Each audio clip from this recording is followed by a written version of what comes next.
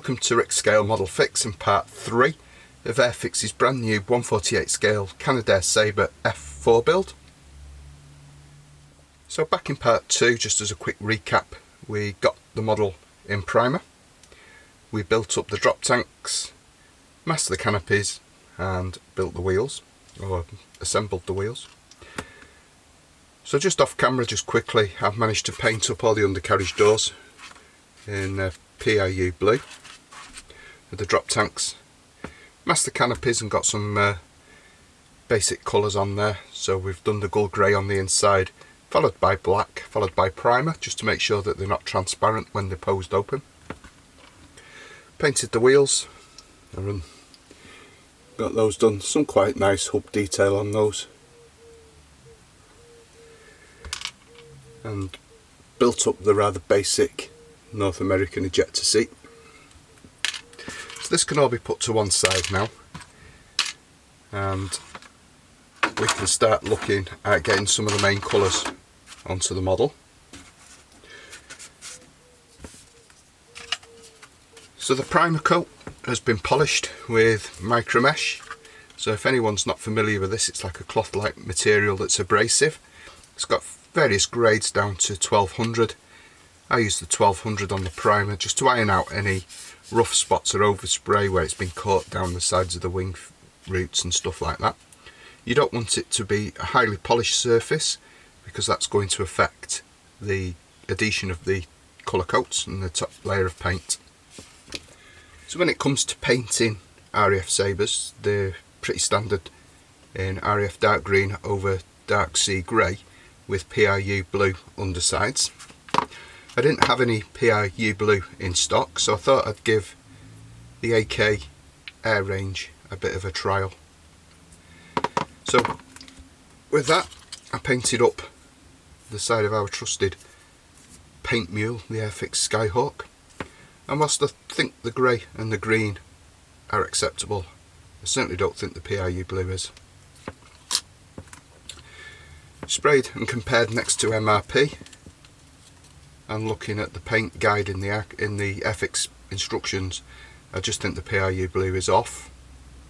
So with that in mind, I set about using MRP FS 35109 left over from a F16 Aggressor scheme, and painted up the drop tanks and the undercarriage doors that we dealt with in part 2, and it certainly looks quite pleasing when you compare it next to the Airfix paint scheme. So after a quick blast in the spray bay, we painted the undersides of the Sabre with that MRP International Blue, and it does work wonderfully. It's lovely and smooth, and that's ready for a bit of a micro mesh. And what we'll probably do is use some of these other PIU blues just to break up this colour and give it a bit of variance in the colour scheme. So as discussed in an earlier section of the video, we've chosen to do scheme B, and the first task was to enlarge these paint guides to 48 scale, and we're going to use these to make paper templates for the camouflage scheme.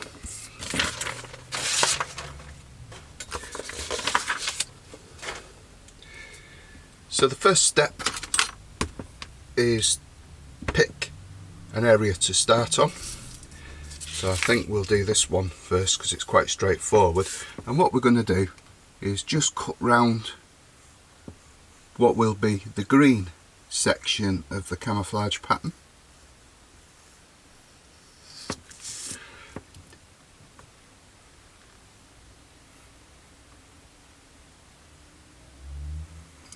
Like so, and what we're going to do is remove this.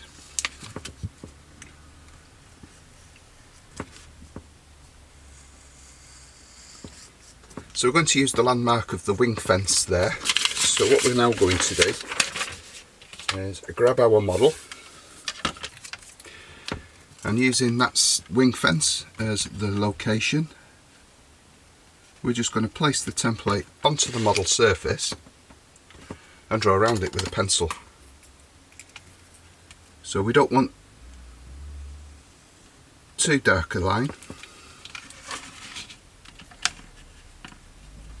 because it just makes covering it up that little bit more difficult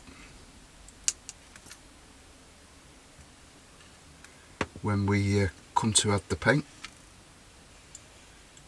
Don't press down too hard or you're going to mark your primer.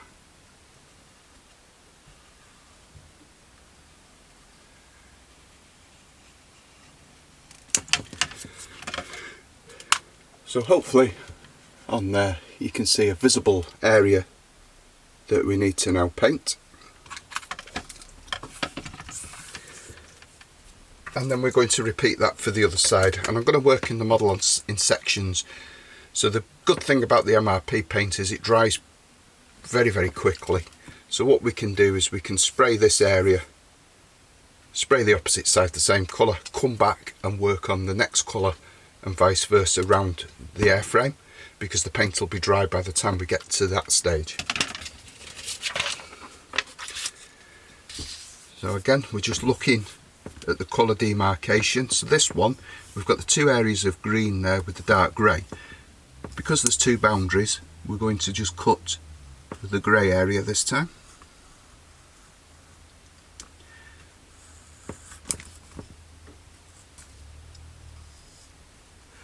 So all we're doing is just following that demarcation line with the blade.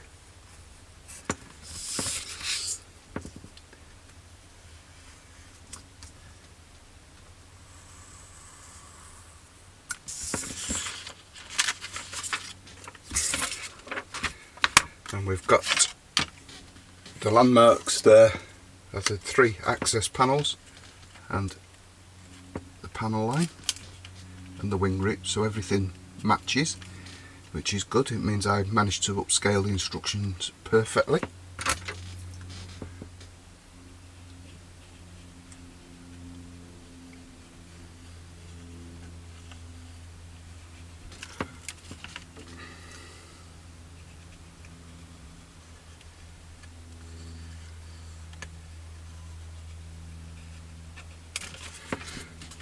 So as you can see, the pattern's developing.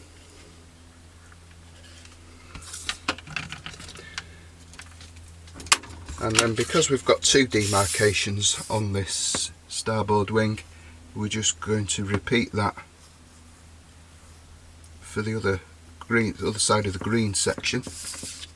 And what this will allow us to do is make sure everything is in the right sort of places, and that your camouflage scheme looks more or less correct. You're still going to get a bit of variance with things like your spray pattern and stuff like that, but we can line that up, and it just means that everything is more or less correct, which is what we're after.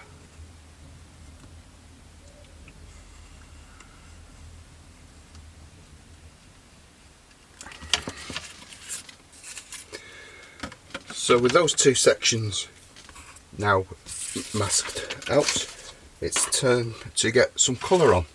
So we're going to spray the dark sea grey first, and this is going to be from the MRP range. At this point we're not going to mask off the PRU blue undersides because we're not coming into contact with those areas. Maybe save the wing root, so it might be worth just putting a bit of masking tape there.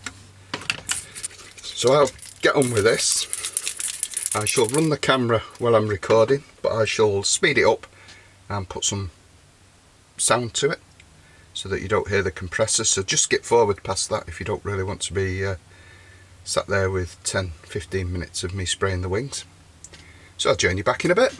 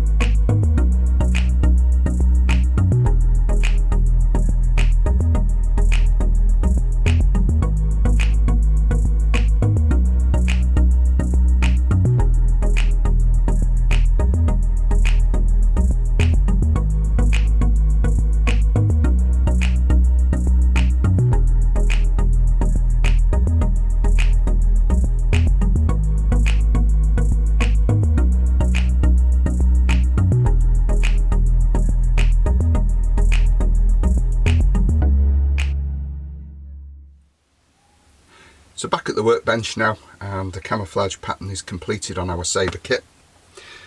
So I think we've condensed that into around about 8 minutes of 2x speed video footage for you to look at. Hopefully it gives you an idea of the work that went into that. Once that paint had dried, which was pretty much straight away, we just gave the model a coat of Mr. Hobby GX 1112 gloss varnish, and we left that to dry then overnight.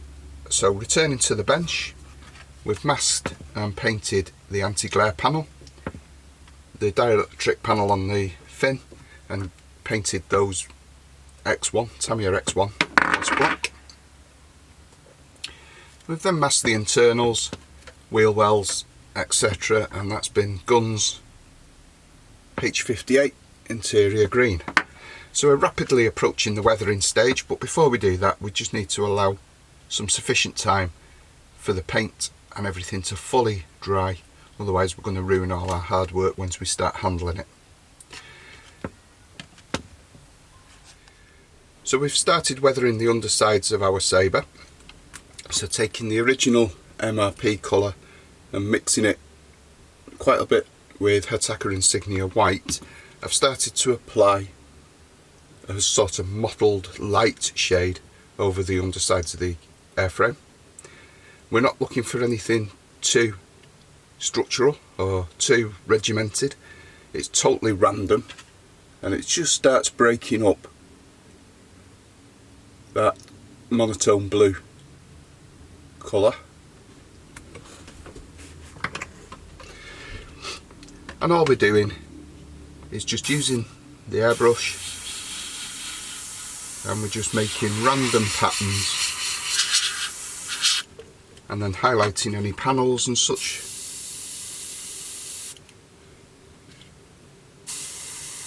Just to add a bit of interest, just to break that PIU blue up. So I'm just highlighting the centre of all these panels.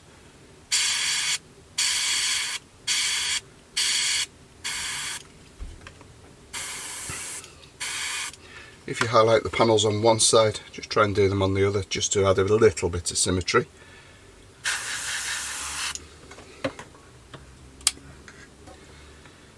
And we're just working our way around, and we're just doing random cloud patterns. Nothing too regimented, nothing too organised. Don't know how well the camera's picking that out, catch it in the light, you shall see.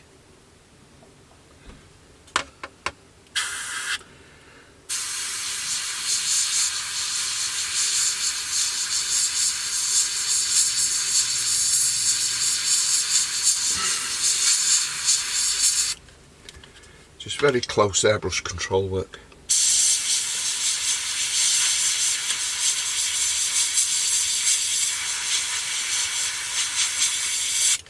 And we should end up with a sort of marbled effect. So the next step in this process is a dirty mix. So I don't know if you can see that in the colour cup, but we've just chucked in a brush full of Tamiya X19 smoke, and this is going to be more regimented, and this is going to go along panel lines and the edges of flaps and access panels. So just starting in the centre, you're just going to build it up. Once you think you can see it, it's time to stop.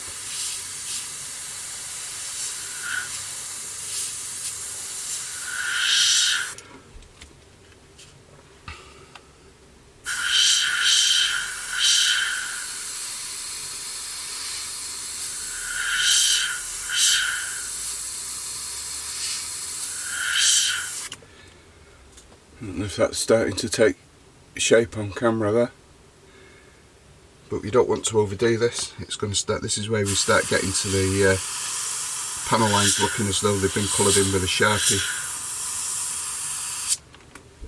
So we're just adding some structural depth to that.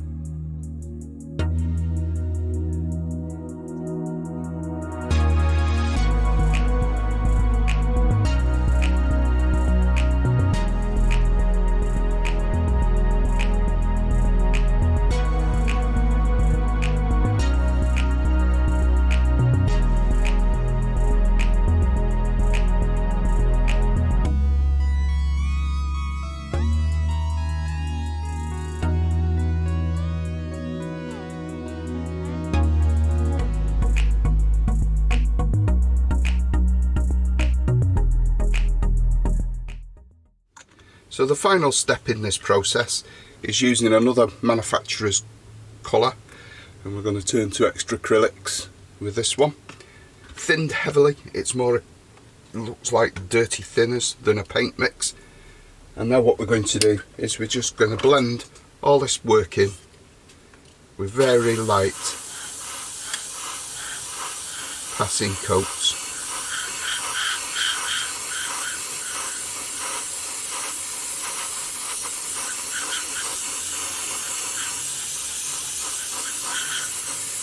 And when you think it's just disappearing, stop. So we're just quite close to the model, just giving it this top blend coat. Try not to get any overspray, but the paint is that thin, you're not going to alter any of the colours anyway.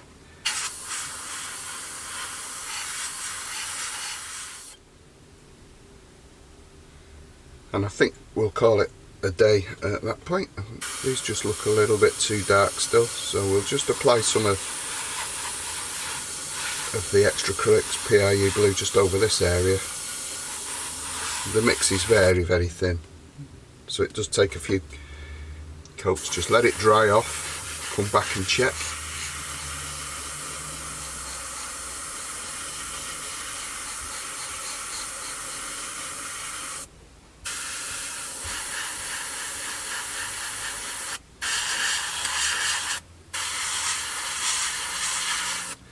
So I think we'll leave that at that point, and I'll just clean the airbrush out before the final stages. So the penultimate step in this stage of weathering is to go back to our original MRP, and this is literally 2 or 3 drops in a full colour cup of thinners, and we're just going to spray this over the entire surface.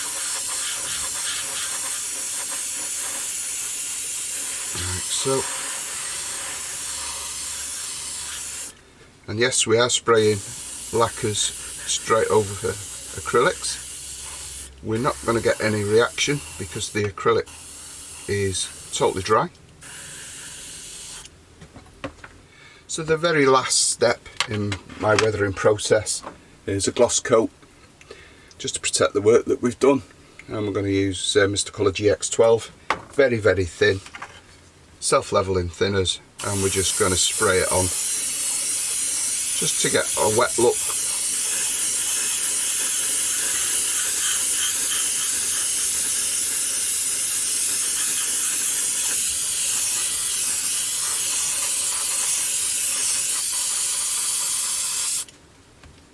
And that finishes the weathering underneath. So the gloss coat's now dry, doesn't take long with that Guns product.